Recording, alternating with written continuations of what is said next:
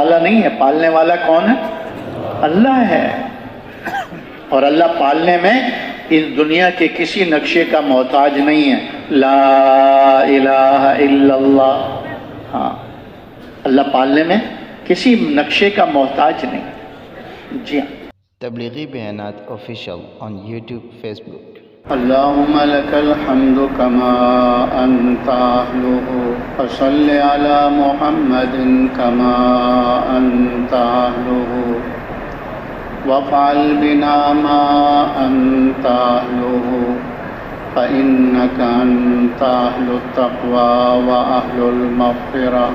یا رب صل وسلم دائما ابدا علی حبیبک خیر الخلق کلہم۔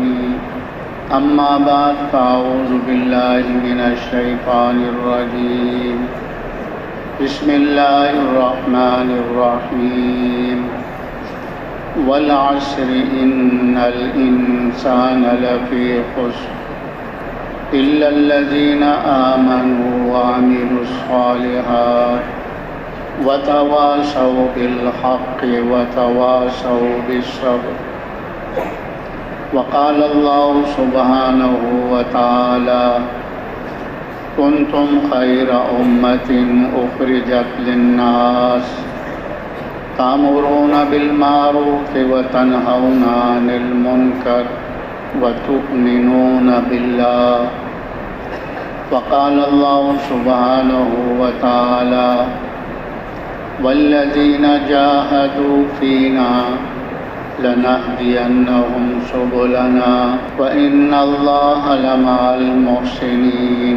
وقال النبی صلی اللہ علیہ وسلم من تمسک بسنتی عند فساد امتی فلہ اجر شہید، وفی روایت فلہ اجر مئت شہید۔ وقال النبی صلی اللہ علیہ وسلم بلغوا عنی ولو آیۃ۔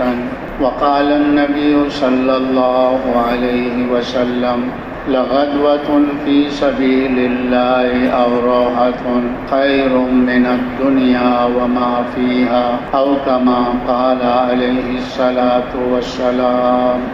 قابل احترام دوستوں، بزرگوں، بھائیوں، اللہ رب العزت نے انسانوں کی دونوں جہانوں کی کامیابی اپنے پورے دین پر چلنے میں رکھی۔ انسانوں کی کامیابی کو اللہ رب العزت نے نہ ملک کے ساتھ جوڑا ہے، نہ مال کے ساتھ جوڑا ہے، اور نہ ہی دنیا کے اس پھیلے ہوئے ساز و سامان کے ساتھ جوڑا ہے، بلکہ اللہ رب العزت نے انسانوں کی دونوں جہانوں کی کامیابی کو اپنے پورے دین کے ساتھ جوڑا ہے۔ ہر زمانے میں جو انسان کامیاب ہوئے ہیں وہ دین اسلام کی برکت سے ہی کامیاب ہوئے، اور آئندہ بھی جو انسان کامیاب ہوں گے وہ بھی دین اسلام ہی کی برکت سے کامیاب ہوں گے۔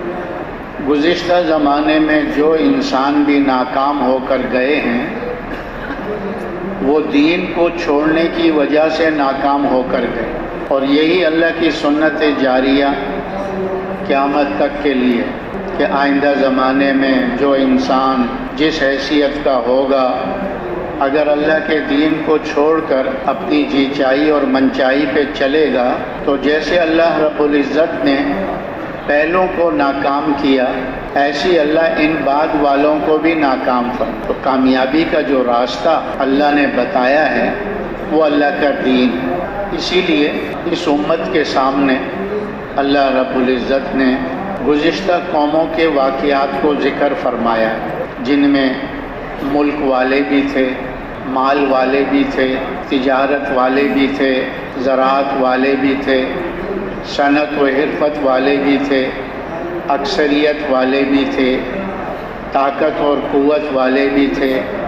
اللہ رب العزت نے ان قوموں کے واقعات کو اس امت کے سامنے اس لیے بیان فرمایا ہے تاکہ یہ امت ان واقعات کو سن کر اور دیکھ کر عبرت حاصل کر، کیونکہ اس امت کو اللہ پاک نے ایک بہت اونچے کام کے لیے بھیجا ہے۔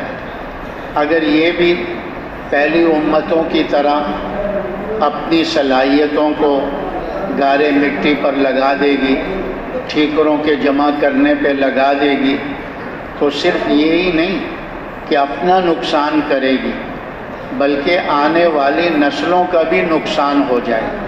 اس لیے اللہ تبارک و تعالیٰ نے پہلی امتوں اور قوموں کے واقعات کو اس امت کے سامنے ذکر کرتے ہوئے جگہ جگہ فرمایا، فَاعْتَبِرُوا يَا أُولِي الْأَبْصَارِ فَاعْتَبِرُوا يَا أُولِي الْأَلْبَابِ، ارے آنکھوں والو ان عبرت کے سامان کو دیکھ کر عبرت حاصل کرو، سمجھ والو ان واقعات کو سن کر عبرت حاصل کرو، دیکھ کر عبرت حاصل کرو کہ اپنی زندگی کے قیمتی سرمایے کو جیسے انہوں نے برباد کیا ایسے تم نہ برباد کر دیں۔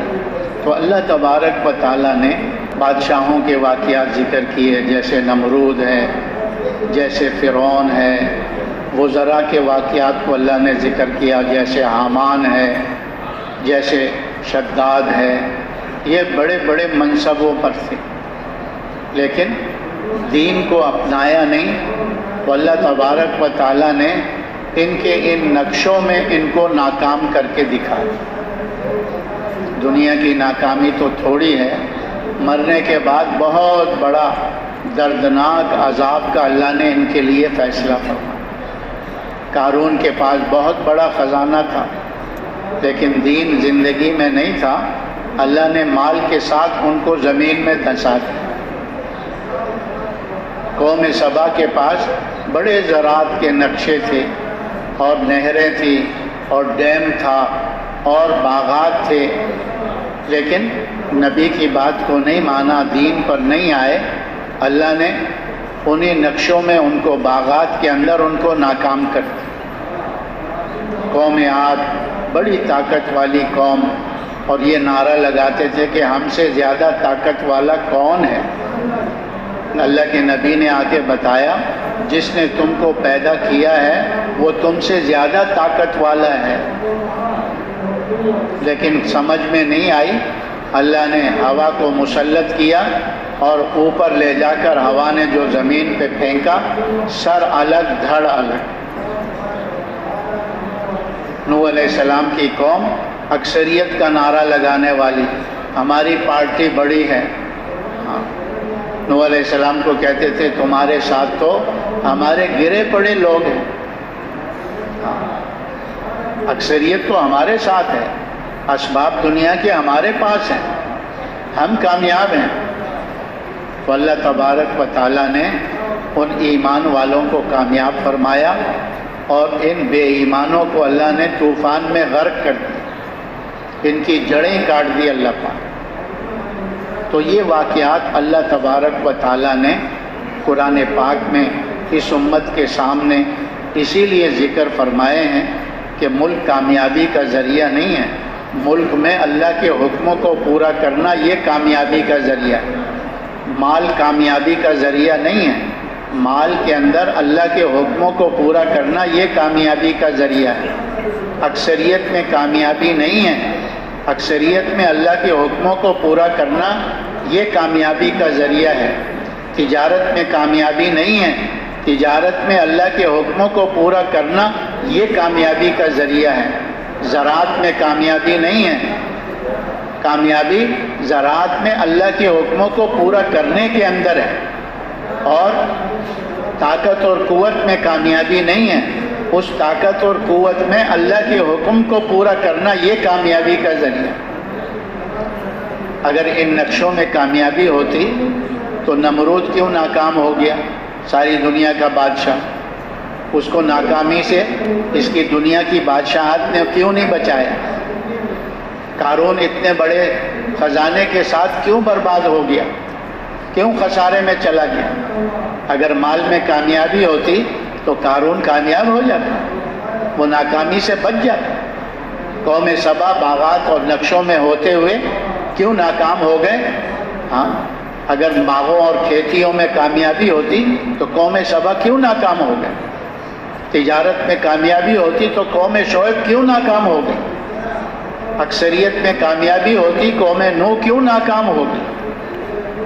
اگر طاقت اور قوت میں کامیابی ہوتی تو قوم عاد کیوں ناکام ہو گئی؟ تو کامیابی کا جو راستہ ہے وہ اللہ کا دین ہے۔ بادشاہ دین پہ چلے گا، اللہ بادشاہ کو بادشاہت میں کامیابی دیں گے۔ تاجر دین پر چلے گا، اللہ تاجر کو تجارت میں کامیابی عطا فرما دیں گے دین کی برکت سے۔ زمیندار کو اللہ زمینداری میں کامیابی عطا فرما دیں گے دین کی برکت سے۔ اکثریت والوں کو اکثریت میں اور مال والوں کو مال میں۔ ہاں، اگر اللہ کا دین ہوگا تو اللہ دنیا میں بھی کامیابی عطا فرمائیں گے اور آخرت میں بھی کامیابی عطا فرمائیں گے۔ اسی بات کو اللہ پاک نے قرآن پاک میں سمجھایا، بتایا ہے۔ من عمل صالحا من ذکر او انثى وهو مؤمن فلنحيينه حياة طیبہ وَلَنَجْزِيَنَّهُمْ أَجْرَهُمْ بِأَحْسَنِ مَا كَانُوا يَعْمَلُونَ۔ اللہ پاک فرما رہے ہیں کہ جو نیک عمل کرے، یعنی دین اسلام کے مطابق زندگی گزارے، جو نیک عمل کرے، چاہے مرد ہے چاہے عورت ہے، بشرطے کہ ایمان والا ہو، کیونکہ ایمان ہر عمل کے لیے شرط ہے۔ ایمان کے بغیر کوئی عمل اللہ کے یہاں قابل قبول نہیں ہے۔ اللہ پاک فرما رہے ہیں کہ جو نیک عمل کرے، چاہے مرد ہے چاہے عورت ہے، بشرطے کہ وہ ایمان والا ہے، تو ہم اس کو دنیا میں طیب زندگی دیں گے، پاکیزہ زندگی دیں گے، اور اس کے اجر، اس کے اعمال کا اجر مرنے کے بعد ان کو دیا جائے۔ علماء اکرام فرماتے ہیں دنیا یہ بدلے کی جگہ نہیں ہے، بدلے کی جگہ آخرت ہے۔ دنیا اس وجہ سے بدلے کی جگہ نہیں ہے کہ یہ دنیا اتنی چھوٹی سی ہے کہ ایک مومن کے ایک سبحان اللہ کو نہیں سما سکتی، ایک سبحان اللہ کے اجر کو نہیں سما سکتی۔ جب مومن بندہ سبحان اللہ کہتا ہے تو جنت میں ایک درخت لگ جاتا ہے، الحمدللہ کہتا ہے تو جنت میں درخت لگ جاتا ہے، لا الہ الا اللہ کہتا ہے تو جنت میں درخت لگ جاتا ہے، اللہ اکبر کہتا ہے تو جنت میں درخت لگ جاتا ہے۔ کہتے ایک سبحان اللہ پر جو درخت لگا ہے وہ اتنا گھنا ہے، اتنا بڑا ہے کہ اگر 100 سال تک عربی نسل کا گھوڑا اس کے نیچے دوڑتا رہے اس کا سایہ ختم نہیں۔ ایک روایت میں آتا ہے 500 سال تک اس کے نیچے وہ عربی نسل کا گھوڑا دوڑتا رہے وہ سایہ ختم نہیں ہوگا۔ تو دنیا تو اللہ نے اتنی چھوٹی سی بنائی ہے کہ مشرق سے مغرب تک وہ گھوڑا چند مہینوں میں پہنچ جائے گا، شمال سے جنوب تک وہ چند مہینوں میں پہنچ جائے گا۔ تو جب مومن کے ایک سبحان اللہ کے اجر کو یہ ساری دنیا نہیں سما سکتی تو مومن کی نماز کا اجر جو فرض ہے، روزے کا اجر، زکوٰۃ کا اجر، حج کا اجر، یہ فرائض کا اجر یہ دنیا کہاں سما سکے گی؟ اس لیے اللہ تبارک و تعالیٰ نے ایسی جگہ اعمال کا بدلہ دینا ہے جو بہت بڑی جگہ ہے، جس کو جنت کہتے ہیں۔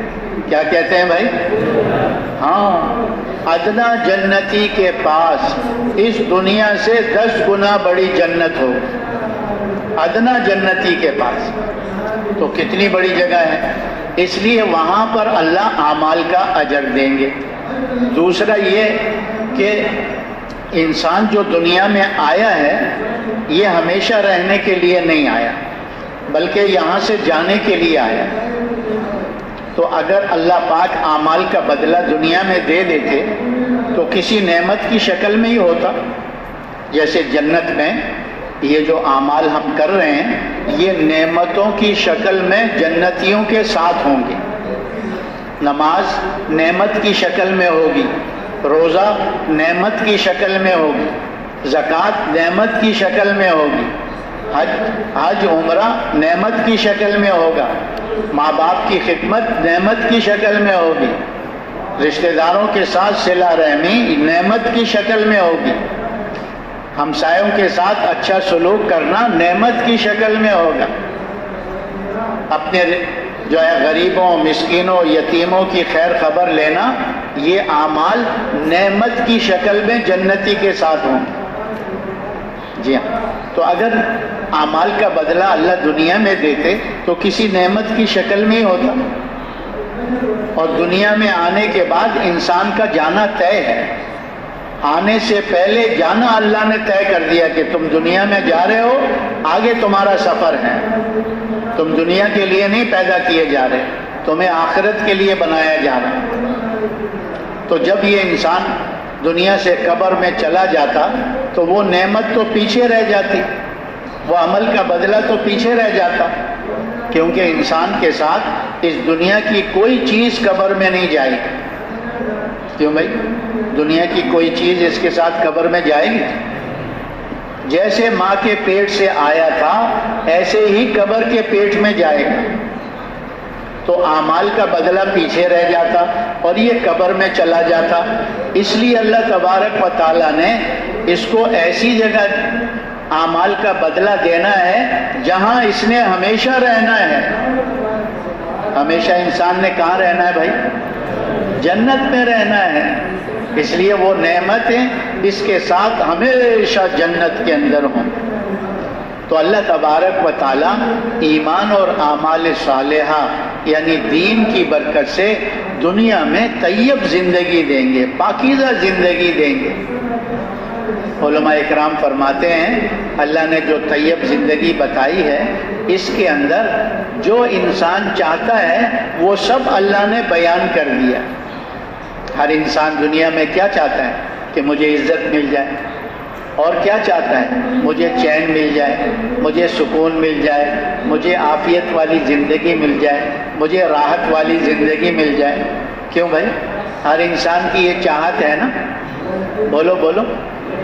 اسی کے لیے یہ تو ساری محنت کر رہا ہے، جو جس محنت پہ لگا ہوا ہے اس کی محنت کا خلاصہ یہی ہے کہ میری زندگی چین سکون سے دنیا میں گزر جائے۔ اور اللہ تبارک و تعالیٰ فرما رہے ہیں ایمان اور اعمال صالحہ کی برکت سے ہم طیب زندگی دیں گے جس میں عزت بھی ہوگی، جس میں چین بھی ہوگا، جس میں راحت بھی ہوگی، جس میں سکون بھی ہوگا۔ بعض قرآن کی آیتیں، بعض قرآن کی آیتوں کی تفسیر ہے۔ ایک آیت میں اللہ پاک فرما رہے ہیں وَلِلَّهِ الْعِزَّةُ وَلِرَسُولِهِ وَلِلْمُؤْمِنِينَ کہ عزت اللہ کے لیے ہے، اللہ کے رسول کے لیے ہے، اور کس کے لیے ہے؟ ایمان والوں کے لیے ہے۔ اگر ایمان ہوگا اللہ عزت سے نوازے گا۔ اللہ پاک نے یہ شرط نہیں رکھی کہ بڑی کرسی پر بیٹھا ہوگا تو عزت والا ہے، بڑی کوٹھی میں رہے گا تو عزت والا ہوگا، بڑی گاڑیوں میں پھرے گا تو عزت والا ہوگا۔ ان چیزوں میں سے کسی چیز کو اللہ نے ذکر نہیں کیا۔ اگر ایمان ہے تو اللہ عزت سے نوازے گا، چاہے چٹائی پر بیٹھا ہوا ہو۔ کدھر بیٹھا ہوا ہو؟ چٹائی پہ بیٹھا ہوا ہو، اللہ عزت دیں گے۔ عزت کون دے گا؟ اللہ دے گا، ایمان اور اعمال صالحہ کی برکت سے۔ ایک آیت میں اللہ فرما رہے ہیں الذین آمنوا تطمئن قلوبهم بذکر اللہ الا بذکر اللہ تطمئن القلوب کہ ایمان والوں کے دلوں کو سکون اللہ کی یاد سے ملتا ہے۔ فرمایا غور سے سن لو، دلوں کا سکون اللہ کی یاد میں ہے۔ کس میں ہے بھائی؟ اللہ کی یاد میں ہے، اللہ کے ذکر میں ہے۔ مفسرین فرماتے ہیں یہاں ذکر سے مراد جو ہے وہ صرف تسبیح نہیں ہے بلکہ حال کے امر کو پورا کرنا ہے، کہ جس وقت میں اللہ کا جو امر بندے کی طرف متوجہ ہو اس امر کو، اللہ کے امر کو پیارے نبی کے طریقے سے پورا کرنا، یہ اس وقت کا ذکر ہے۔ حضرت موسیٰ علیہ السلام کو اللہ پاک فرما رہے ہیں نماز کو قائم کرو ہماری یاد کے لیے۔ ہمارے ذکر کے لیے۔ نماز کیا ہے؟ اللہ کی یاد ہے۔ روزہ کیا ہے؟ اللہ کی یاد ہے۔ زکوٰۃ کیا ہے؟ اللہ کی یاد ہے۔ حج کیا ہے؟ اللہ کی یاد ہے۔ جس کو اللہ یاد ہوگا وہی نماز پڑھے گا، جس کو اللہ یاد ہوگا وہی روزہ رکھے گا، جس کو اللہ یاد ہوگا وہی زکوٰۃ دے گا، جس کو اللہ یاد ہوگا وہی حج کرے گا، وہی ماں باپ کی خدمت کرے گا، وہی رشتہ داروں کے ساتھ صلہ رحمی کرے گا، وہی غریبوں مسکینوں یتیموں بیواؤں کی خبر گیری کرے گا، جس کو اللہ یاد ہوگا۔ اور جو اللہ کو بھول گیا تو باقی اللہ کے حکموں کو کیا پورا کرے؟ تو حال کے امر کو پورا کرنا یہ اس وقت کا ذکر ہے۔ اسی لیے اللہ نے دوسری آیت میں فرمایا من اعرض عن ذکری فإن له معیشۃ ضنکا ونحشره یوم القیامة اعمی قال رب لما حشرتنی اعمی وقد كنت بصیرا قال اتتک آیاتی فنسیتها وکذلک اليوم تنسیٰ۔ اللہ پاک جو دین کو چھوڑتا ہے، اللہ کے حکموں سے اعراض کرتا ہے، اللہ اس کی دنیا کی زندگی کو تنگ کر دیتا ہے۔ دنیا کے سارے نقشے اس کے پاس موجود ہیں لیکن زندگی تنگ ہے، پریشان ہے، بڑی کرسی پہ بیٹھا ہوا پریشان ہے، بڑی کوٹھی میں رہتا ہوا پریشان ہے، بڑی گاڑی میں پھرتا ہوا پریشان ہے، بڑھیا بڑھیا لباس پہنے ہوئے پریشان ہے، بڑھیا کھانا کھاتے ہوئے پریشان ہے۔ یہ پریشانی کیا ہے؟ اللہ بے دینی کی وجہ سے زندگی کو تنگ کر دیتے ہیں، تنگ۔ اور پھر یہ تنگی تو کچھ بھی نہیں ہے، اللہ پاک فرما رہے ہیں کل قیامت کے دن اس کو ہم اندھا اٹھائیں گے، اندھا۔ وہ کہے گا یا اللہ میں تو دنیا میں آنکھوں والا تھا، آج مجھے اندھوں میں کیوں کھڑا کر دیا؟ تو اللہ پاک فرمائیں گے میرے احکامات آئے اور تم آنکھیں بند کر کے گزر گئے، دیکھا بھی نہیں کہ اللہ کا کیا حکم ہے، تو تم دنیا میں اندھے بن کر چل رہے تھے، اس لیے آج تمہارا حشر اندھوں میں کر دیا ہے۔ تمہارا حشر کہاں کر دیا بھائی؟ اندھوں میں کر دیا۔ تو اللہ تبارک و تعالی ایمان اور اعمال صالحہ دین کی برکت سے دنیا میں طیب زندگی دیں گے، جس میں عزت ہوگی، چین ہوگی، سکون ہوگا، اطمینان ہوگی، راحت ہوگی۔ دنیا کے نقشے ہو یا نہ ہو،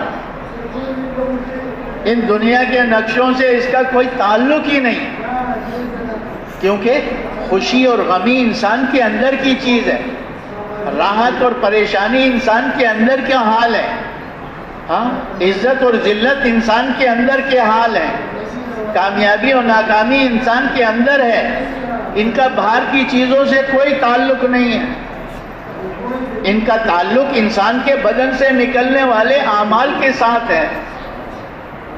اس کا تعلق خوشی اور غمی کا، عزت اور ذلت کا، کامیابی اور ناکامی کا، صحت اور بیماری کا، یہ سب انسان کے اندر سے جو اعمال ہیں ان کے ساتھ جڑے ہوئے ہیں۔ تو دنیا میں طیب زندگی، اور یہ تو دنیا کی زندگی تھوڑی سی ہے، موت پر یہ ختم ہو جائے گی۔ موت کے بعد جو اللہ پاک ایمان اور اعمال صالحہ پر کامیابی کا دروازہ کھولیں گے تو وہ کھلتا چلا جائے گا۔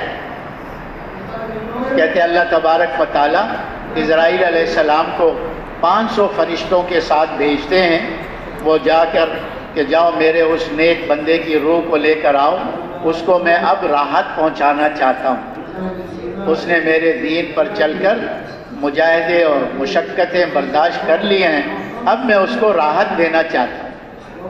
اپنے نفس کے خلاف چلتے چلتے مجاہدہ کرتے کرتے جاؤ اس کی روح کو لے کر آؤ۔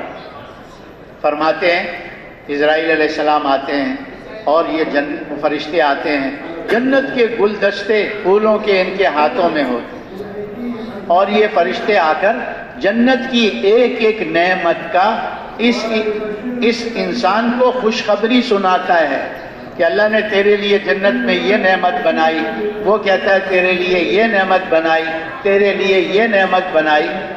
اب جب یہ جنت کی نعمتیں بشارتیں سنتا ہے تو اس کی روح اس کے بدن میں سے نکلنے کے لیے بے تاب ہو جاتی ہے، کہ جلدی سے اس کفن سے باہر نکلوں، اس پنجرے سے باہر نکلوں۔ تو اسرائیل علیہ السلام تھوڑی کے نیچے رومال رکھ کر وہ ساری انگوٹھے سے لے کر یوں آتے آتے ساری روح جمع ہو جاتی ہے اس رومال کے اندر، اور پھر اس روح کو لے کر اللہ کی بارگاہ میں ہر فرشتہ یہ چاہتا ہے کہ یہ اللہ کا مقرب بندہ ہے، یہ اللہ کی مقرب بندی ہے، اس کی روح کو لے کر میں اللہ کی بارگاہ میں جاؤں تاکہ اللہ کی طرف سے جو رحمتیں اس پہ نازل ہو رہی ہیں وہ مجھ پہ نازل ہو جائیں۔ ہر فرشتہ اس کی چاہت کرتا ہے۔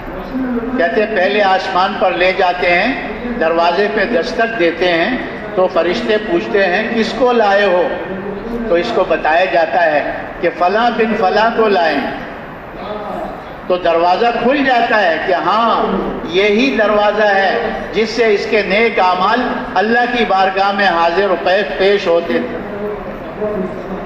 جبرائیل علیہ السلام 70,000 فرشتوں کے ساتھ اس مبارک انسان کی روح کے استقبال میں کھڑی ہوتی ہے۔ ایسی دوسرے آسمان، تیسرے آسمان، ساتوں آسمان پر استقبال ہو رہا ہے، اور عرش کے نیچے جا کر یہ پاک روح اللہ کے سامنے سجدہ کرتی ہے، اور اللہ فرماتے ہیں اس کو اعلیٰ علیین کی روحوں کے ساتھ رکھ دو، جنتیوں کی روحوں کے ساتھ رکھ دو۔ اور یہاں رشتہ دار اس کو غسل دیتے ہیں، فرشتے اس سے پہلے اس کو غسل دے دیتے ہیں، رشتہ دار اس کو کفن پہناتے ہیں، فرشتے پہلے اس کو جنت کا کفن پہنا دیتے ہیں، اور پھر اس کو لے کے جب چلتے ہیں اور قبر میں اتارا جاتا ہے تو قبر اس کا استقبال کرتی ہے کہ تیرا آنا مبارک ہو، جتنے لوگ مجھ پہ چلتے تھے ان سب میں تو مجھے پسند، آج میرے پیٹ میں آیا ہے تو میرے بہترین سلوک کو دیکھے گا۔ کہتے ہیں اللہ پاک قبر کو منتہائے نظر تک کھول دیں گے، جہاں تک مردے کی نظر کام کرے گی، جنت کی کھڑکی کھل جائے گی، جنت کا بسترا بچھا دیا جائے گا، جنت کی خوشبوئیں ہوائیں اس کو آئیں گی، اور اسے کہا جائے گا یہ ریسٹ ہاؤس ہے، یہاں آرام کر لو، کل اپنے خالق اور مالک سے کل ملاقات ہوگی، قیامت کے دن اپنے رب سے کل ملاقات ہوگی، یہاں تھوڑا سا سستا لو، یہ ریسٹ ہاؤس ہے۔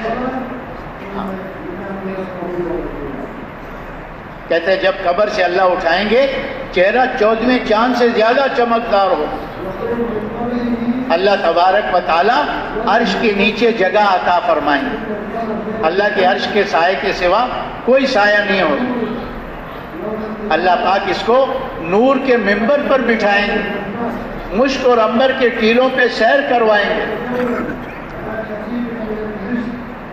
اور پھر حساب کتاب میں آسانی فرما کر اس کا عمل نامہ اس کے دائیں ہاتھ میں دیں گے، اور فرشتے سے فرمائیں گے لے جاؤ میرے اس بندے کو، میری اس بندی کو میرے مہمان خانے جنت میں پہنچا دو۔ کہتے فرشتے ہاں لے کر چلیں گے، پل صراط جو پل ہے جہنم کے اوپر بچھا ہوا، ہاں اس کے اوپر سے ایسے گزار دیں گے جیسے پلک جھپکتی ہے، جیسے بجلی کڑکتی ہے بادلوں میں، ایسے پار ہو جائے گا وہ راستہ، اور پھر جنت کے دروازے پر اس کو پہنچا کر کہیں گے کہ اے نیک بندے، اے نیک بندی، یہ تیرا ٹھکانہ ہے، یہ تیرا ٹھکانہ ہے، یہ اللہ کا مہمان خانہ ہے، جا داخل ہو جا اپنی جنت میں۔ اور یہ جنتی جنت کے دروازے کو دیکھتے دیکھتے 40 سال گزر جائیں گے، جنت کے دروازے کو دیکھتے دیکھتے کتنے سال گزر جائیں گے؟ 40 سال۔ اندر سے اس کے غلمان، اس کی باندیاں، اس کی کنیزیں، اس کی حوریں اس کو آواز دیں گی، ہاں کہ اندر آ جاؤ آقا، تمہارے آنکھوں کی ٹھنڈک کا سامان تو اللہ نے اندر بنایا ہے، اندر آ جاؤ، آپ تو دروازے میں ہی اٹک گئے۔ ہاں، اور جب جنتی جنت میں پہنچ جائیں گے، جنت کی نعمتیں ایسی ہیں کہ انسان دنیا میں ان کا تصور نہیں کر سکتا۔ حدیث شریف کا مفہوم ہے ما لا عین رات ولا اذن سمعت ولا خطر علی قلب بشر. جنت کی نعمتیں کسی آنکھ نے دیکھی نہیں ہیں، کسی کان نے سنے نہیں ہیں، کسی کے دل پر خیال بھی نہیں گزرا. ایسی نعمتیں ہیں، کھانے کی نعمتیں، پینے کی نعمتیں، پہننے کی نعمتیں، مکانوں کی نعمتیں، سواریوں کی نعمتیں. ہاں، دنیا میں آدمی ان نعمتوں کا تصور نہیں کر سکتا، اور وہ نعمتیں انسان کے جنتی کے استعمال کرنے سے نہ ختم ہوں گی نہ کم ہوں گی. اللہ ان نعمتوں کو بڑھاتا چلا جائے گا، اور یہ اعلان ہوگا ہمیشہ کی زندگی ہے، کبھی موت نہیں آئے گی. ہمیشہ کی جوانی ہے، کبھی بڑھاپا نہیں آئے گا. ہمیشہ کی صحت ہے، کبھی بیماری نہیں آئے گی. تو زندگی تو وہ ہے. اسی طریقے پر جب آدمی اللہ کے دین کو چھوڑ کر جی چائی من چائی پہ چل رہا ہے، دنیا کی زندگی تو اللہ تنگ کرتے ہیں، لیکن موت سے یہ تنگی اور بڑھ جاتی ہے. فرشتے آتے ہیں، تڑپا تڑپا کے روح کو نکالتے ہیں، اور اس کے لیے آسمان کے دروازے کھلتے نہیں ہیں. وہیں سے اس کو جہنمیوں کی روحوں کی طرف پھینک دیا جاتا ہے. اور جب قبر میں اتارتے ہیں تو قبر اور کہ بدبخت کیوں آ گیا تو، سب میں تجھے ناپسند میں تجھے ناپسند کرتا تھا، آج میرے آیا ہے نا تو دیکھ لے گا میں تیرا کیا کرتا ہوں، کیا حشر نشر کرتا ہوں تیرا. کہتے قبر تنگ ہو جائے گی، پسلیاں ایک دوسرے میں گھس جائیں گی، 99 اژدہا مسلط ہو جائیں گے. جہنم کا آگ کا بستر اس کے نیچے بچھا دیا جائے گا قبر میں، جہنم کی طرف سے کھڑکی کھول دی جائے گی، وہاں کی بدبو سڑان اس کو قبر میں آتی رہے گی. اور جب قیامت کے دن اللہ قبر سے اٹھائیں گے نا تو چہرہ سیاہ ہوگا، اور ہائے افسوس، ہائے شرمندگی کے نعرے لگا رہا ہوگا. اور سورج کے نیچے قیامت کے دن اللہ اس کو کھڑا کر دے، اور حساب کتاب میں سختی ہوگی، اور اس کا بایاں ہاتھ سینہ چیر کر بائیں پیٹھ سے نکال کے کھینچیں گے، اور اس کی کتاب کو اس کے اوپر لاد دیں گے، اور اللہ فرشتے سے کہیں گے کھینچو اس بدبخت کو، پھینک دو جہنم کے اندر. جہنم کیا ہے؟ اللہ کا جیل خانہ ہے جو اللہ نے نافرمان بندوں اور بندیوں کے لیے بنایا. کہتے فرشتے منہ کے بل اس کو گھسیٹتے ہوئے پل صراط پر کھینچیں گے، یہ ٹکڑے ٹکڑے ہو کر جہنم کی وادی میں پہنچ جائے.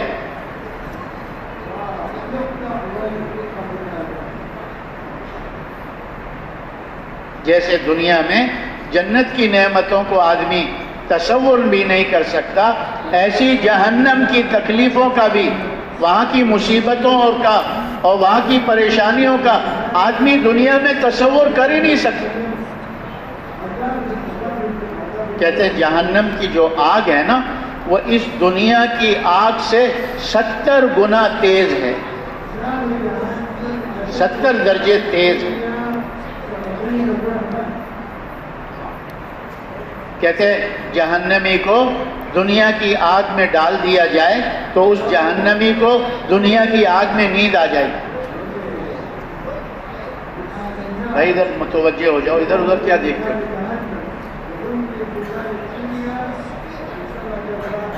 جہنمی کو اس دنیا کی آگ میں نیند آ جائے گی.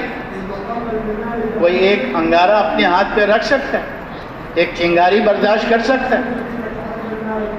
جہنم کی آگ اس دنیا کی آگ سے 70 درجے تیز ہے. وہاں کے سانپ، وہاں کے بچھو، وہاں کی آگ، اور یہ جو کھانا ہے پینا ہے، بھوک اور پیاس. کہتے ہیں ساری مخلوق کی بھوک پیاس کو جمع کرو، ایک جہنمی کی بھوک اور پیاس کا مقابلہ نہیں کر سکتا.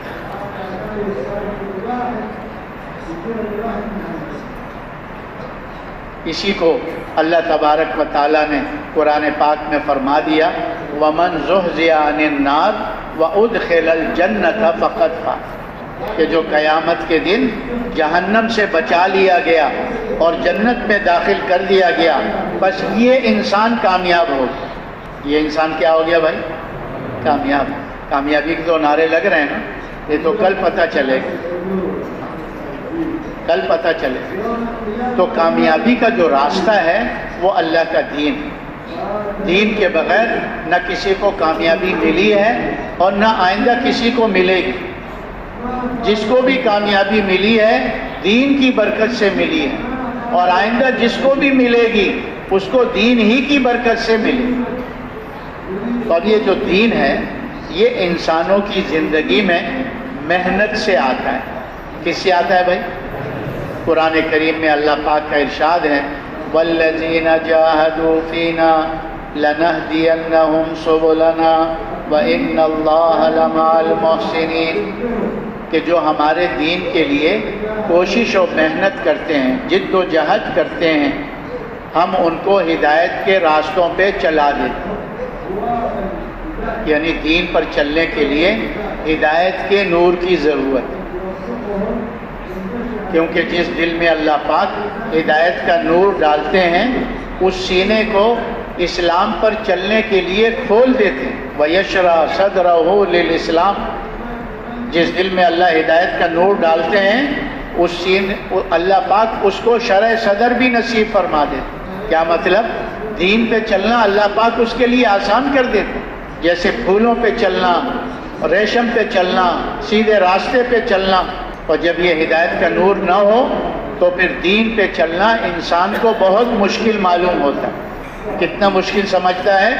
جیسے آسمان پہ چڑھنا مشکل سمجھتا ہے۔ کہتے بھلا آسمان پر بھی کوئی چڑھ سکتا ہے؟ کیونکہ کفر و شرک کی وجہ سے، فسق و فجور کی وجہ سے اللہ اس سینے کو تنگ کر دیتے، پھر دین پہ چلنا اس انسان کو مشکل نظر آتا ہے۔ تو یہ جو ہدایت کا نور ہے نا، یہ انسان کی سب سے پہلی ضرورت ہے دنیا میں، اور سب سے بڑی ضرورت ہے۔ اللہ نے ضرورتیں تو انسان کے ساتھ بہت لگائی ہیں، ہاں، کھانے کی ضرورت، پینے کی ضرورت، پہننے کی ضرورت، مکان کی ضرورت، سواری کی ضرورت، شادی کی ضرورت، یہ انسان کی ضرورتیں ہیں۔ لیکن ان سب میں سے جو سب سے بڑی ضرورت ہے وہ ہدایت کا نور کا ملنا ہے۔ اس لیے کہ اگر باقی ضرورتیں پوری نہیں ہوئیں، زیادہ سے زیادہ انسان مر جائے گا، بھوک کی وجہ سے، پیاس کی وجہ سے، سردی گرمی کی وجہ سے کہ انتظام نہیں ہو سکا، مر جائے گا زیادہ سے زیادہ، لیکن اس کی وجہ سے وہ جہنم میں نہیں جائے گا۔ لیکن اگر ہدایت کے بغیر مر گیا تو سیدھا کدھر جائے گا؟ بولو بولو، سیدھا کدھر جائے گا؟ سیدھا جہنم میں جائے گا۔ تو یہ ہدایت کا جو نور ہے یہ انسان کی پہلی ضرورت ہے اور سب سے بڑی ضرورت ہے۔ اس لیے اللہ نے اس کا مانگنا بھی فرض قرار دیا ہے۔ ہر نماز کی ہر رکعت میں ہم سورہ فاتحہ پڑھتے ہیں نا بھائی سورہ فاتحہ پڑھتے ہیں نا، وہ سورہ فاتحہ میں ہم اللہ سے کیا مانگتے ہیں؟ اہدنا الصراط المستقیم، اے اللہ تو ہمیں سیدھے راستے کی ہدایت فرما دے، سیدھے راستے پہ چلا دے۔ وہ راستہ کن کا ہے؟ انعمت علیہم، جن پر تو نے انعام کیا۔ اللہ نے کن پر انعام کیا تھا؟ نبیین، صدیقین، شہداء، صالحین، ان لوگوں پر اللہ کا انعام ہوا۔ یہ ہدایت یافتہ تھی۔ غیر المغضوب علیہم ولا الضالین، آمین، کہ اللہ جو گمراہ ہوئے اور جن پر تیرا غضب ہوا ان کے راستوں سے ہماری حفاظت فرمائی ہو، ان کے راستے پہ نہ چلائی ہو۔ یہ خوبصورت انسان بنا ہے۔ انسان کو ماں نہیں بناتی، کون بناتا ہے؟ اللہ بناتے ہیں۔ اور کہاں رکھ کر اللہ نے بنایا؟ 3 اندھیریوں میں، اور قسم کھا کے اللہ نے فرمایا والتین والزیتون وطور سینین وہذا البلد الامین لقد خلقنا الانسان فی احسن تقویم، کہ ان 4 چیزوں کی قسم، میں نے انسان کو بہترین صورت میں بنایا. یہ ساری مخلوق سے ممتاز ہے.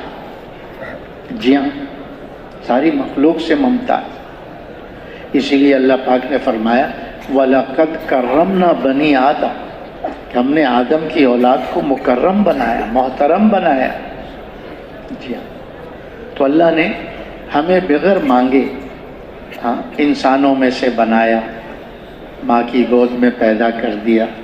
اب زبان سے بھی ہمیں اللہ کا شکر ادا کرنا چاہیے اور عمل سے بھی شکر ادا کرنا چاہیے کہ انسان کو اللہ پاک نے دنیا میں اپنا خلیفہ بنا کر بھیجا. اللہ نے اس کو اپنے خلافت کا مقام عطا فرمایا.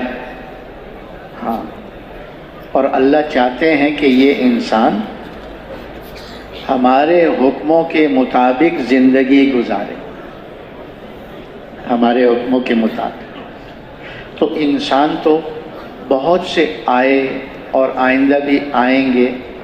ان انسانوں میں سے جو اللہ کو پسند ہیں وہ مسلمان ہیں، جو کلمہ پڑھنے والے ہیں، لا الہ الا اللہ. ہر زمانے میں یہ کلمے کو لے کر نبی آئے، اور جنہوں نے اپنے نبی کی بات کو مانا، اس صفت کو جوڑ کر انہوں نے کلمہ پڑھا.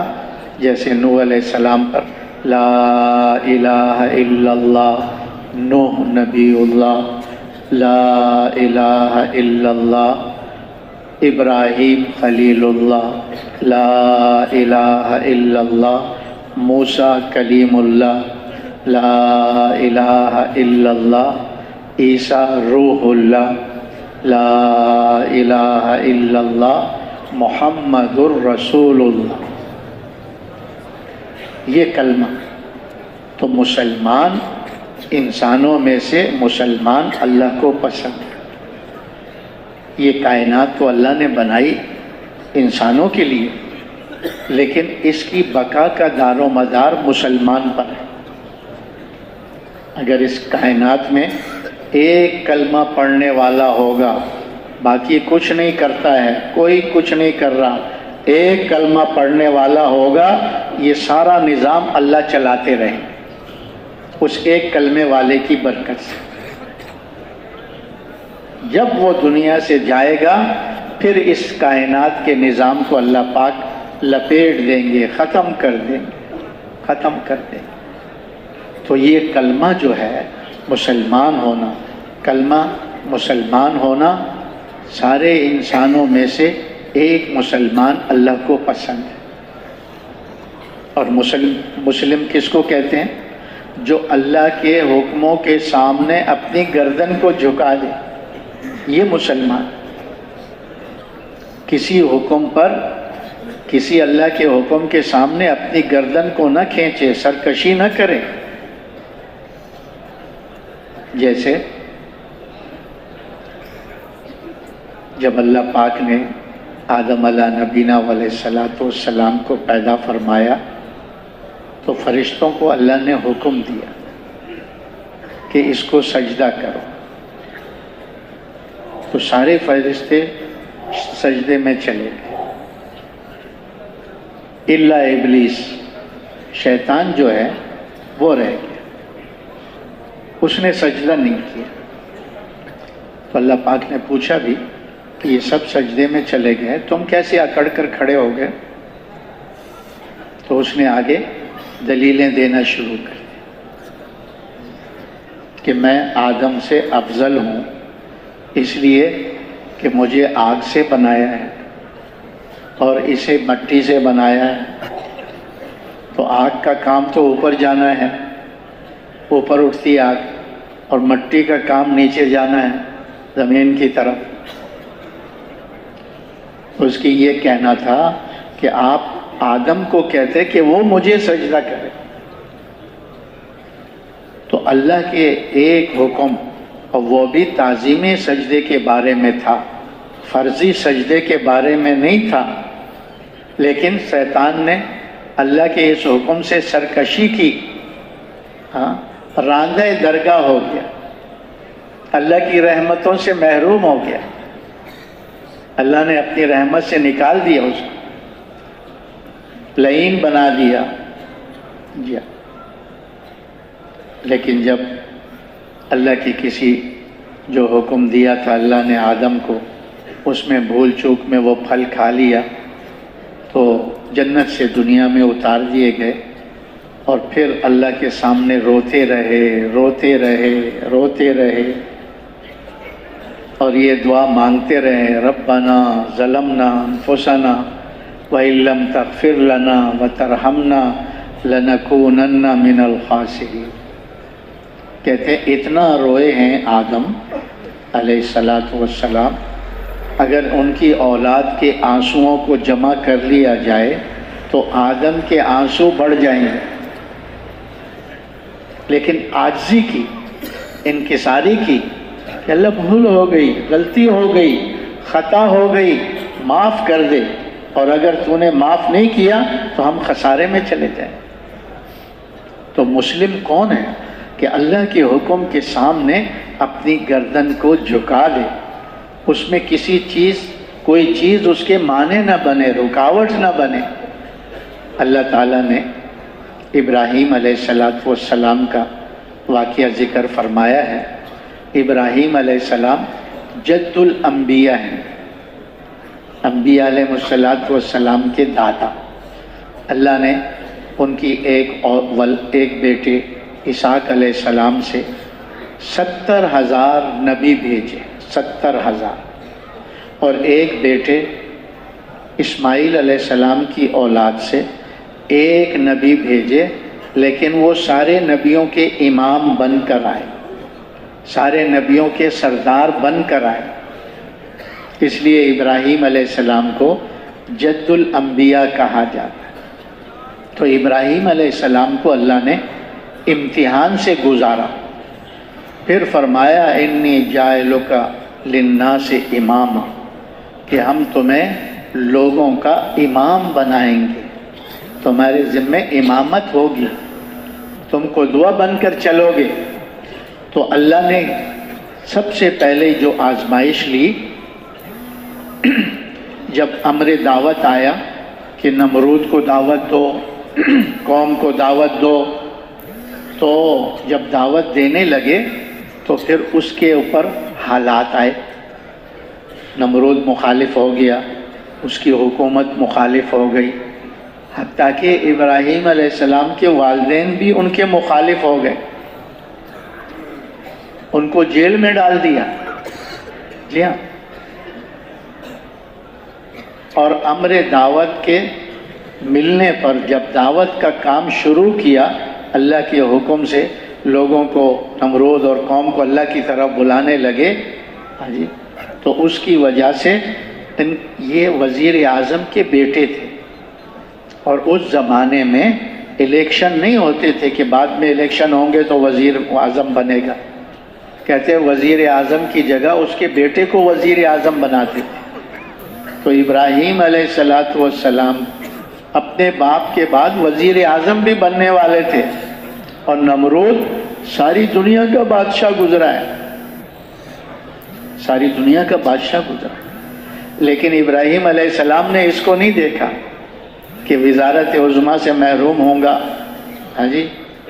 جیل جانا پسند کر لیا، اور پھر کچھ عرصے کے بعد ماں باپ نے بھی سمجھایا، انہوں نے بھی سمجھایا، لیکن اپنے کام سے کہ میں اللہ کی طرف بلانے والا ہوں، اللہ کو مانو، اللہ کی مانو، مجھے اللہ نے بھیجا ہے۔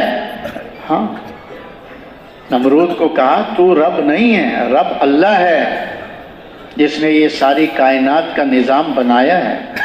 ہاں، تو پالنے والا نہیں ہے، پالنے والا کون ہے؟ اللہ ہے، اور اللہ پالنے میں اس دنیا کے کسی نقشے کا محتاج نہیں ہے۔ لا الہ الا اللہ۔ ہاں، اللہ پالنے میں کسی نقشے کا محتاج نہیں۔ جی ہاں، تو ابراہیم علیہ السلام کو پھر انہوں نے آگ میں ڈالنے کا وہ واقعہ یوں پیش آیا کہ ابراہیم علیہ السلام کسی موقع پر ان کا کوئی تہوار تھا، خوشی کا دن تھا، تو ابراہیم علیہ السلام کو بھی کہا ہمارے ساتھ چلو، تو ابراہیم علیہ السلام نے کہا کہ میں تو بیمار ہوں، نہیں جاتا۔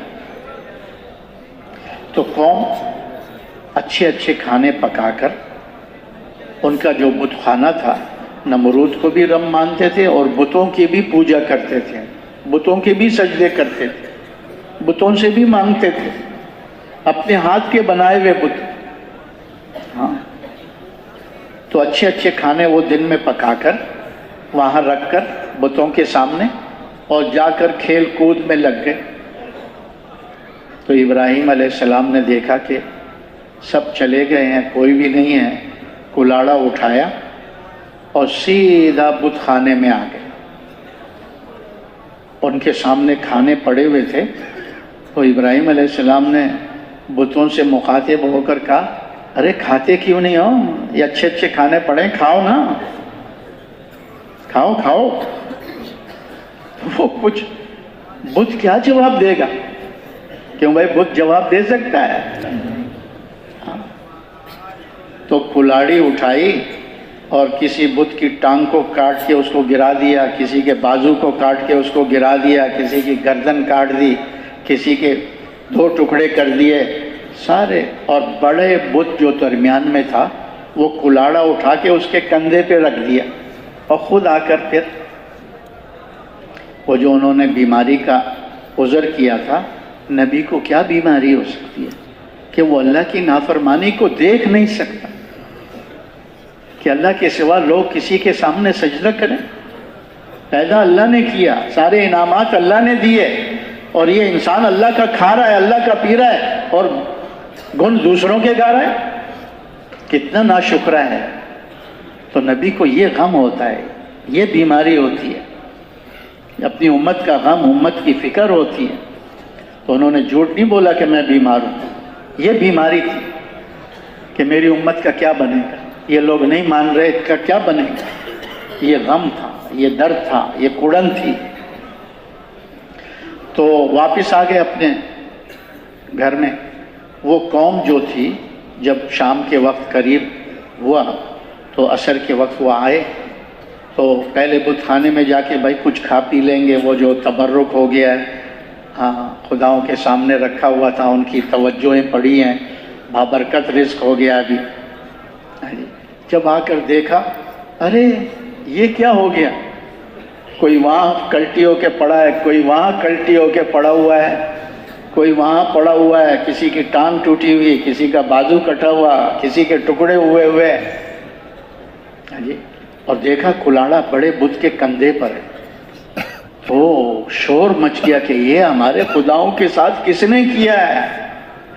تو کسی نے کہا وہ جوان نہیں ہے ابراہیم، جس کو ابراہیم کے نام سے پکارتے ہیں، وہی ہمارے ان خداؤں کو برا بھلا کہتا تھا، اسی کا کارنامہ نظر آتا ہے، پکڑو اس کو۔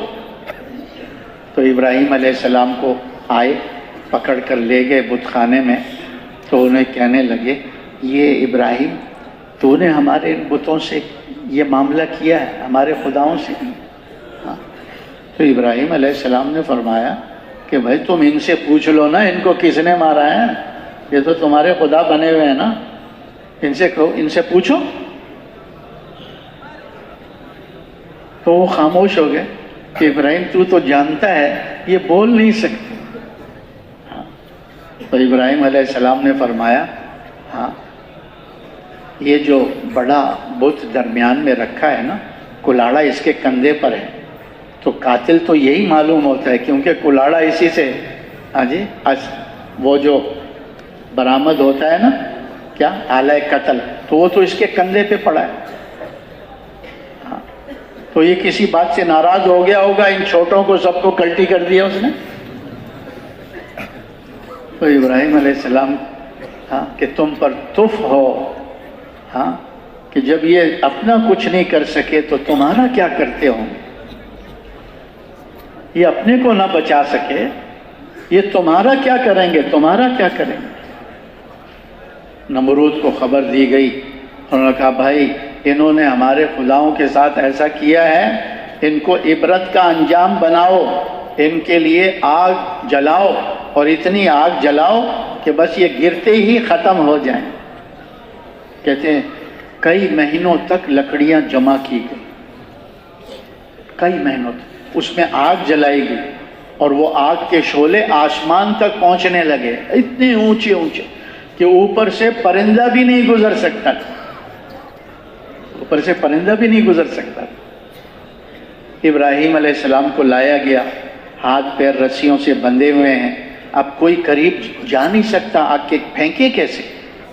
شیطان ایک شکل میں آیا اور ان کو کہا جو تم لڑائی میں منجنیق کے ذریعے پتھر پھینکتے ہو قلعوں کو توڑنے کے لیے، اسی میں بٹھاؤ اور دور سے اس کو پھینک دو۔ ابراہیم علیہ السلام یہ تدبیر بتائی، تو انہوں نے منجنیق میں بٹھایا اور ہوا میں پہنچے، وہاں فرشتوں میں کھلبلی مچ گئی کہ ابراہیم اللہ کا خلیل، اللہ کا دوست آگ میں ڈالا جا رہا ہے۔ تو بعض فرشتوں نے اللہ سے عرض کیا کہ ہمیں مدد کے لیے بھیج دو ان کی، ہم اس کی مدد کر لیں کہ وہ آگ میں نہ جائے۔ تو اللہ پاک نے فرمایا اگر تم جاتے ہو مدد کے لیے، تمہاری مدد لیتا ہے تو جا کے کر لو، حکم نہیں دیا۔ تو ہوا میں پہنچے ہیں، ابھی نیچے آگ میں گرنے والے، ہوا میں ہی آ گئے فرشتے، ابراہیم ہم تیری مدد کے لیے آئے ہیں، حکم دو ابھی بارش برسا کر ساری آگ کو ختم کر دیں، ابھی ہوا سے اس کو دور لے جا کر ختم کر دیں، آگ کو مٹا دیں، ختم کر دیں۔ تو ابراہیم علیہ السلام نے پوچھا کیا اللہ نے حکم دیا ہے میری مدد کے لیے آئے ہو؟ کہ نہیں حکم تو نہیں دیا، اجازت سے آئے۔ اما الیکم فلا، تمہاری طرف میری کوئی حاجت نہیں ہے، جاؤ جاؤ اپنا کام کرو۔ ابراہیم تم اس حال میں ہو جی اور ابھی آگ میں گرنے والے ہو، کہ وہ میرے حال کو دیکھ رہا ہے، جس کے نام پر میں گرایا جا رہا ہوں آگ میں، وہ مجھے دیکھ رہا ہے۔ حسبی اللہ ونعم الوکیل ونعم المولا ونعم النصیر، حسبی اللہ حسبی اللہ۔ دل کی توجہ پوری اللہ کی طرف تھی کہ اگر فرشتوں سے کہا اگر اللہ جلانا چاہتا ہے ابراہیم جلنے کے لیے تیار ہے، اور اگر بچانا چاہتا ہے تو تمہاری مدد کی مجھے ضرورت نہیں، وہ مجھے خود بچا لے گا۔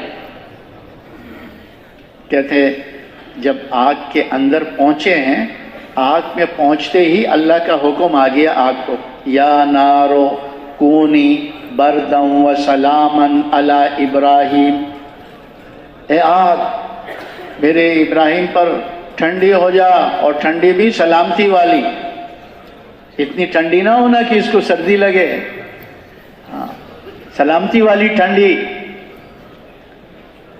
تو ابراہیم علیہ السلام نے جان کو نہیں دیکھا، اللہ کے حکم پر اپنی گردن کو جھکا دیا، کیا کہا لبیک اللہم لبیک۔ مسلم کہتی اس کو ہیں جو اللہ کے حکم کے سامنے اپنی گردن کو جھکا دے، یہ اپنی جان کو نہ دیکھے کہ جان جا رہی ہے۔ تو اس امتحان میں کامیاب ہو گئے۔ پھر یہ ہوا کہ نمرود نے ان کو ہجرت پر مجبور کر دیا، تو وہاں آ گئے قریۃ الخلیل فلسطین میں۔ اللہ نے بڑھاپے میں ان کو اولاد دی، جس بیوی سے بچہ ہوا اس کے بارے میں اللہ نے حکم دیا کہ اس بیوی اور بچے کو وہاں جا کے چھوڑو جہاں زندگی کے کوئی آثار نہیں ہیں، موت کے سارے سامان ہیں، جاؤ میرے حکم پر چھوڑ کر آؤ۔ ابراہیم علیہ السلام بیوی کو لیا، بچے کو لیا، روانہ ہو گئے، اور جبرائیل علیہ السلام آپ کے ساتھ ساتھ بتا رہے ہیں کہ یہ جگہ ہے، یہاں چھوڑو، جہاں بیت اللہ ہے وہاں پر، کہ یہاں چھوڑو۔ جب چھوڑا اور واپس مڑے تو بیوی نے دیکھا یہ تو واپس جا رہا ہے، کہ بھئی کیسے ہمیں یہاں چھوڑ کے جا رہے ہو؟ تو اللہ نے بولنے سے بھی منع کر دیا تھا کہ راستے بھر جاتے جاتے بولتے رہو، اٹھتے رہو، کھلاتے رہو، پلاتے رہو، جب واپس آؤ تو ان سے کوئی بات نہیں کرنی ہے، ان کی بات کا کوئی جواب نہیں دینا ہے۔ تو جب 2-3 دفعہ اماں ہاجرہ نے پوچھا ان سے کہ کس لیے یہاں چھوڑ کے جا رہے ہو، کیا مقصد ہے، تو کوئی بات نہیں کی، تو سمجھ گئی کہ یہ اللہ کے نبی ہیں اور یہ اللہ کے امر کے بغیر کوئی کام نہیں کرتے، تو ضرور ہمارے بارے میں اللہ کی طرف سے امر آیا ہوگا۔ تو کہا کیا اللہ نے آپ کو ہمیں یہاں چھوڑنے کا حکم دیا ہے؟ تو زبان سے نہیں کہا، صرف سر کے اشارے سے یوں کہا ہاں۔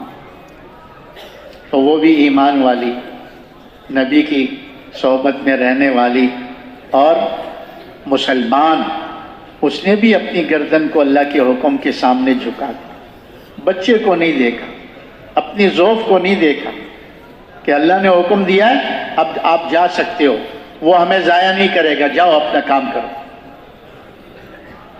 مسلم بیوی بچوں کو کہاں چھوڑ کے جا رہا ہے؟ اللہ نے حکم دیا چھوڑ کے چلے گئے۔ اب وہ بوڑھی عورت اور وہ بچہ، اب پانی ختم، کھانا ختم، ہاں جی، اب وہ اللہ پاک نے ایسا انتظام کیا کہ وہاں سے پانی کا چشمہ نکال دیا، زم زم، جس کو ہم آب زمزم کہتے ہیں۔ ہاں، ساری چیزوں کی حیات اللہ فرماتے ہیں میں نے پانی کے ساتھ رکھی ہے، پانی کے ذریعے سے۔ جی ہاں، پھر کچھ دنوں کے بعد آئے بیوی کو دیکھنے، بچے کو دیکھنے، تو اسماعیل کچھ چلنے پھرنے کے قابل ہو گیا تھا، توتلی زبان سے کچھ بولنے بھی لگا تھا۔ تو جب واپس گئے، ہاں جی، تو اب اسماعیل علیہ السلام آنکھوں کے سامنے، کوئی بچہ دیکھتے تھے تو اسماعیل آنکھوں کے سامنے، کوئی بچہ روتے ہوئے، کچھ ہنستے ہوئے، کچھ کھیلتے ہوئے، تو اسماعیل آنکھوں کے سامنے۔ تو اللہ پاک نے خواب میں ان کو دکھایا کہ اسماعیل کو ہمارے حکم پر ذبح کر، ہمارے نام پر ذبح کر۔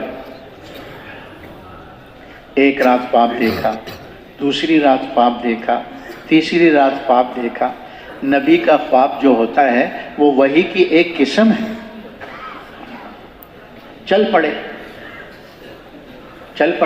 اور پہنچے وہاں، تو بیوی سے کہا کہ بچے کو تیار کرو، میں اپنے دوست سے ملانے کے لیے لے جا رہا ہوں۔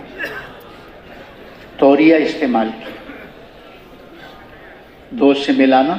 اللہ کی دوست، ابراہیم علیہ السلام کی دوستی کس سے تھی بھائی؟ اللہ سے تھی، اللہ کے خلیل تھے اور اللہ سے ملانے کے لیے لے جا رہے تھے۔ تو اللہ سے تو آدمی ملے گا کب؟ مرنے کے بعد۔ تو بتا بھی دیا بیوی کو کہ اللہ دوست سے ملانے لے جا رہا ہوں، توریہ استعمال کیا۔ تو اور اللہ سے آدمی کب ملتا ہے؟ بولو مرنے کے بعد ملاقات ہوگی اللہ سے۔ تو لے کر چلے اور منی میں پہنچے اور بچے سے کہا کہ بھائی یوں معاملہ ہے، میں تجھے اللہ کے نام پہ ذبح کرنا چاہتا ہوں، اللہ کا حکم ہے۔ وہ بیٹا بھی نبی کا اور نبی ماشاءاللہ بننے والا، اس نے کیا کہا؟ ابا جان، جو اللہ نے آپ کو حکم دیا ہے کر گزرو، میری پرواہ نہ کرو، مجھے صبر کرنے والوں میں سے پاؤ گے۔ پھر خود ہی کہا مجھے اوندھا لٹا دینا اور اپنی آنکھوں پہ پٹی باندھ لینا، ایسا نہ ہو کہ آپ کی اور میری نگاہ ملے اور آپ کا ہاتھ اللہ کے حکم کو پورا کرنے سے ہل جائے، لرزا جائے، ایسا بھی نہ ہو، اللہ کے حکم کو پورا کر لو، ذبح کر دو مجھے۔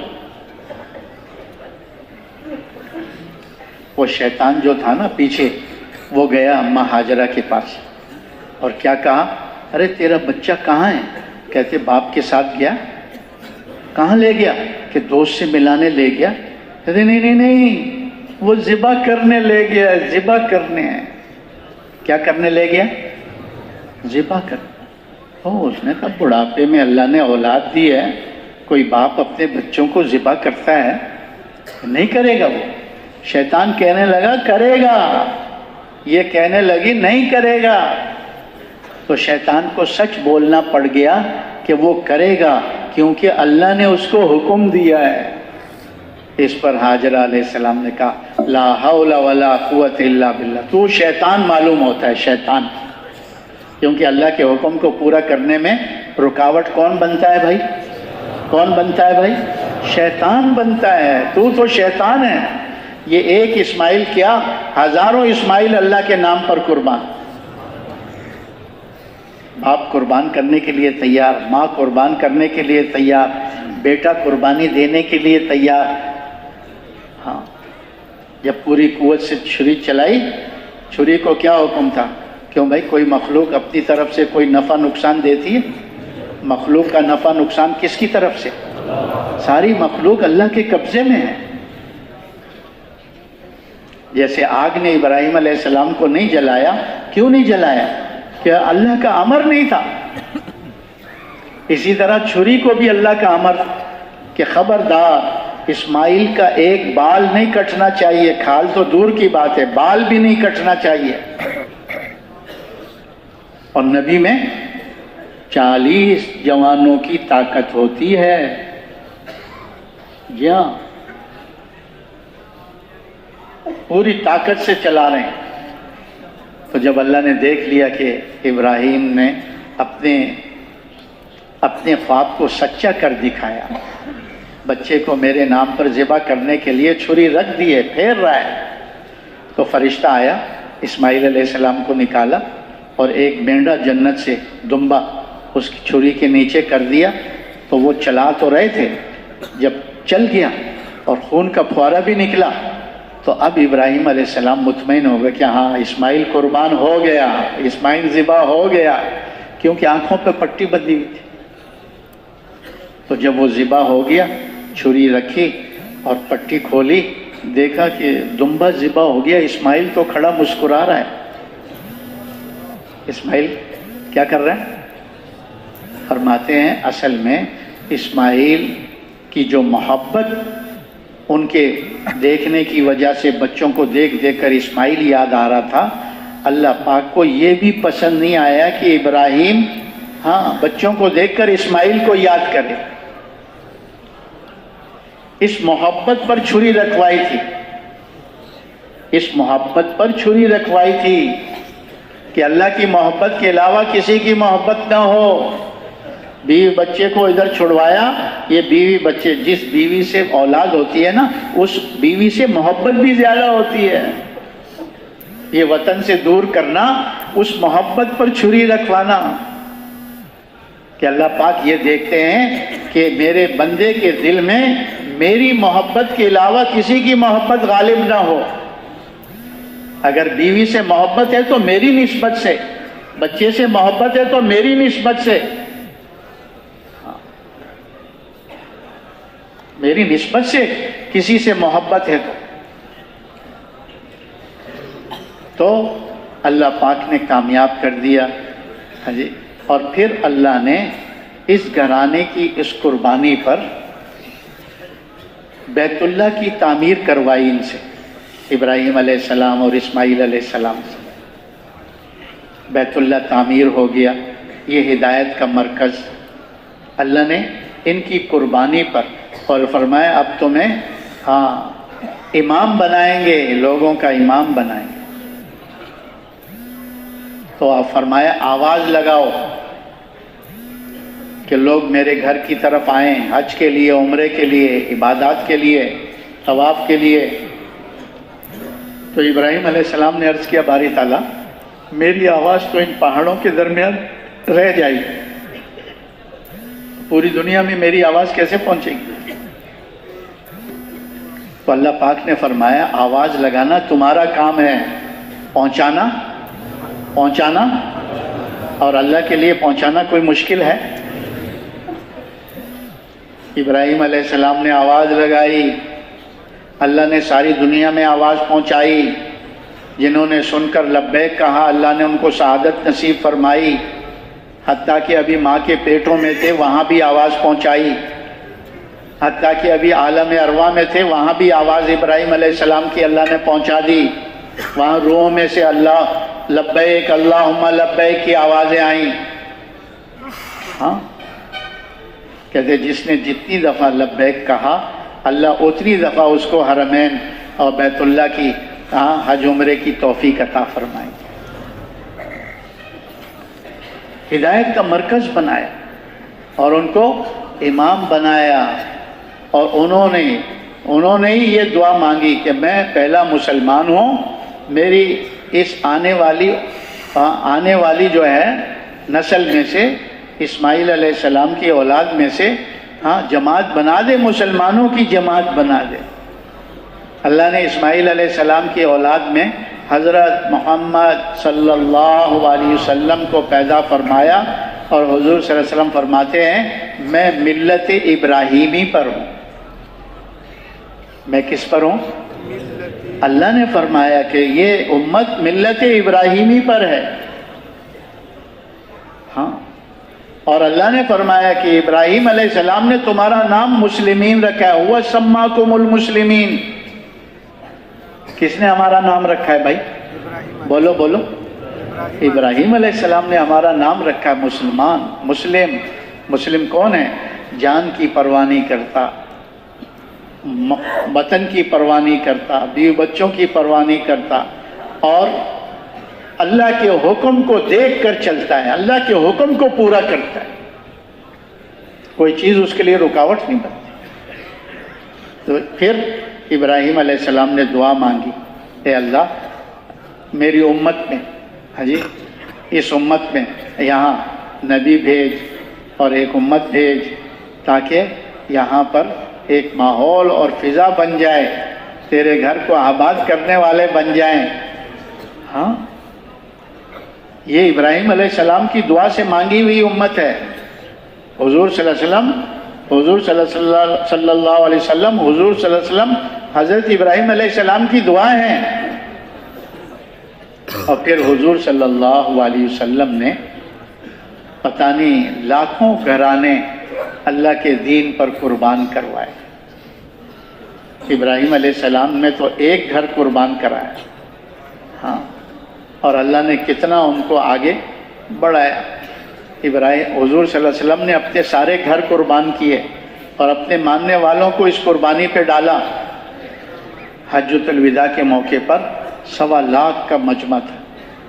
سب بیوی بچے سب کے ساتھ اللہ کے راستے میں نکلے، اور محنت کرتے کرتے ساری دنیا میں ان کی قبریں بن گئی، ساری دنیا میں. تو اس امت میں اللہ پاک نے ہمیں پیدا کیا. امتیں تو پہلی نبیوں کی بھی تھی، لیکن اس امت کے بارے میں اللہ فرماتے ہیں یہ بہتر امت ہے، افضل امت ہے، خیر امت ہے. کیوں؟ کہ نبیوں والا کام کرے گی، نیکی کی طرف بلانا، برائی سے منع کرنا، اللہ کی ذات پر ایمان رکھنا، یہ اس امت کا کام ہے، نبیوں والا کام ہے. جی ہاں. تو بھائی اللہ پاک ہمیں انسان بنایا، مسلمان بنایا، حضور کا امتی بنایا، اور یہ حضور صلی اللہ علیہ وسلم کی ختم نبوت کی برکت سے اللہ نے ہمیں یہ اونچا کام عطا فرمایا. تو ہم خود بھی مسلمان عملی طور پر بنیں، اور دوسروں کو بھی عملی طور پر مسلمان بننے کے لیے محنت کریں، اور جو حضور کی امت دعوت ہے ان پر بھی محنت کر کے ان کے لیے بھی اسلام کا دروازہ کھلوائیں. اس لیے کہ حضور صلی اللہ علیہ وسلم کو یہ غم تھا، یہ کڑن تھی، یہ فکر تھی کہ میرا کوئی امتی جہنم میں نہ جائے، میرا ہر امتی جنت میں جانے والا. یہ غم و فکر آپ کو لوگوں کے پیچھے پھراتا تھا. قولوا لا الہ الا اللہ، قولوا لا الہ الا اللہ، قولوا لا الہ الا اللہ محمد الرسول اللہ. کہ کلمہ پڑھ لو، کلمے والی زندگی گزار لو، تفلحو، دونوں جہانوں میں کامیاب ہو جاؤ. یہ دن کو آپ کو لوگوں کے پیچھے پھراتا تھا، کیونکہ وہ غم تھا، وہ کڑن تھی، وہ فکر تھی کہ میرا کوئی امتی جہنم میں نہ جائے. ایک یہودی کا جنازہ گزرا تو آپ کی آنکھوں میں آنسو آ گئے. کسی نے کہا حضرت یہودی کا جنازہ. کہاں ہے تو یہودی کا جنازہ، لیکن ہے تو میرا امتی، مر کے کہاں گیا؟ مر کے کہاں گیا یہ؟ جہنم میں گیا، میرا امتی ہے۔ ایک یہودی کا بچہ آپ کی مجلس میں آتا تھا، کچھ دن نظر نہیں آیا، تو حضور نے پوچھا کہ وہ جوان جو آتا تھا مجلس میں ہمارے، وہ کہاں ہے؟ کسی نے کہا حضرت وہ بیمار ہے۔ کہا چلو اس کی بیمار پرسی کر کے آئے، عیادت کر کے آئے۔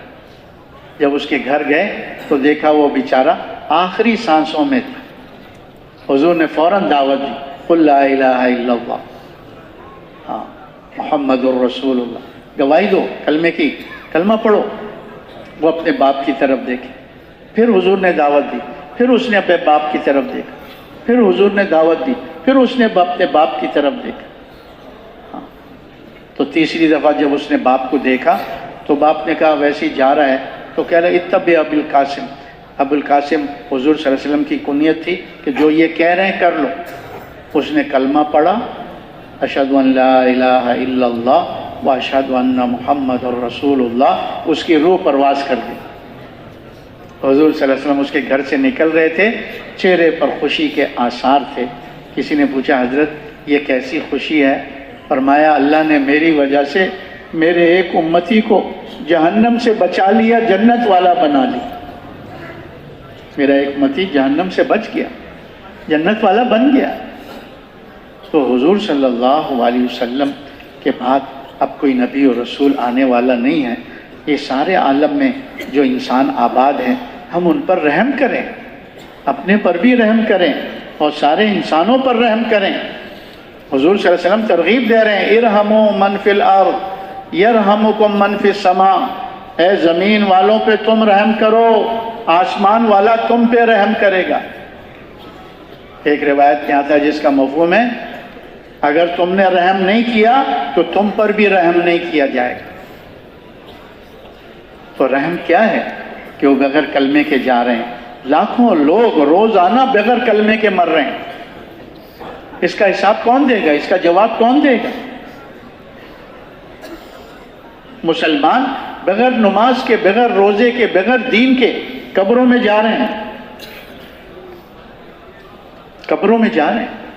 تو میرے بھائیوں، یہ تبلیغ کا کام جو ہے یہ صرف 4 مہینے لگا کر معلومات نہیں سیکھنا ہے، بلکہ حضور صلی اللہ علیہ وسلم والا غم سیکھنا ہے، حضور صلی اللہ علیہ وسلم والا فکر سیکھنا ہے، اپنے آپ کو انسان، مسلمان اور حضور کا عملی طور پر امتی ثابت کرنا ہے کہ ہم خود بھی پورے دین پر ہوں اور پورے دین کو پوری دنیا میں پہنچائیں۔ اس کے لیے 4 مہینے تو سیکھنے کے لیے، کرنے کے لیے تو بڑے کہتے ہیں کرتے کرتے مرنا ہے اور مرتے مرتے کرنا ہے۔ کون کون اس کے لیے تیار ہے؟ کرتے کرتے مرنا ہے اور مرتے مرتے کرنا ہے۔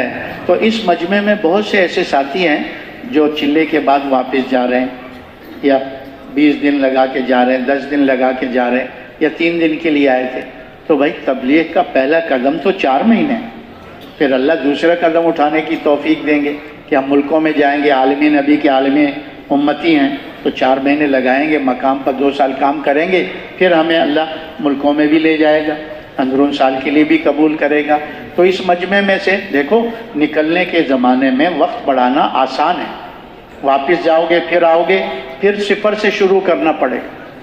ابھی جو ہے 40 پورا ہو رہا ہے، 41، 42، 43، یہ درمیان کا چلہ ہے، اس میں بھی 10-15 دن خدمت میں لگ جائیں گے، ایک چھوٹی ایک بڑی تشکیل ہوگی، 4 مہینے پورے ہو جائیں گے۔ جی ہاں، تو اس وقت بڑھانا آسان ہے۔ تو جو چلے سے 3 چلے، 20 دن سے 3 چلے، 10 دن سے 3 چلے، 6 روزے سے 3 چلے، جو کہہ کے میں 3 چلے پورے کر کے جاؤں گا، وہ کھڑے ہو کے زیارت کراؤ۔ 3 چلے نقد نقد نقد، ارادہ نہیں، نقد۔ جو تیار ہے کہ میں انشاءاللہ 3 چلے پورے کر کے جاؤں گا، 3 چلے سے پہلے نہیں جاؤں گا، ہاں پہلے نہیں جاؤں گا۔ شیطان کہتا ہے ارے تیرے تو بہت سے کام ہیں پیچھے، ہاں جی، اس کام سے بڑا اور کوئی کام نہیں، وہ کام اللہ اس کام کی برکت سے وہ سارے کام بنا دے گا۔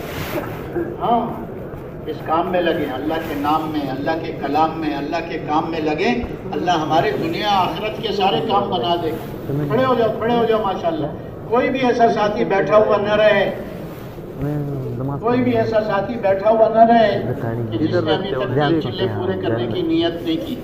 ہاں کھڑے ہو جاؤ, کھڑے ہو جاؤ ماشاءاللہ. ذرا بیٹھے ہوا کو دیکھ لو بھائی, کوئی ایسا ساتھی بیٹھا ہے تو اس کے کندھے پہ ہاتھ رکھو بھائی.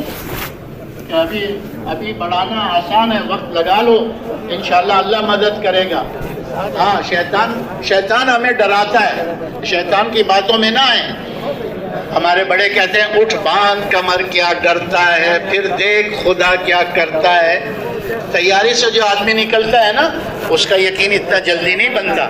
جو آدمی تقاضے پہ تیار ہو گیا, ہاں اللہ پاک اس کو آگے بڑھاتا ہے. اور شیطان کہتا ہے اب تو تیری جیب خالی ہو گئی, کیسے لگائے گا بھائی؟ جیب کا دروازہ بند ہوگا تو غیب کا دروازہ کھلے گا. کون سا دروازہ؟ غیب کا دروازہ کھلے گا. تو غیب کا دروازہ اپنے لیے بھی کھلوانا ہے اور ساری امت کے لیے کھلوانا ہے. تو کوئی ساتھی بیٹھا ہوا نہ رہے بھائی, تشریف رکھ. اور ہمارے بڑے کہتے ہیں صحابہ کی ترتیب پر آنا ہے. سال میں 4-6 مہینے اللہ کے راستے میں پھرنے ہیں, اور 8 مہینے 6 مہینے اپنے مقام پر آدھا وقت اس کام کے لیے.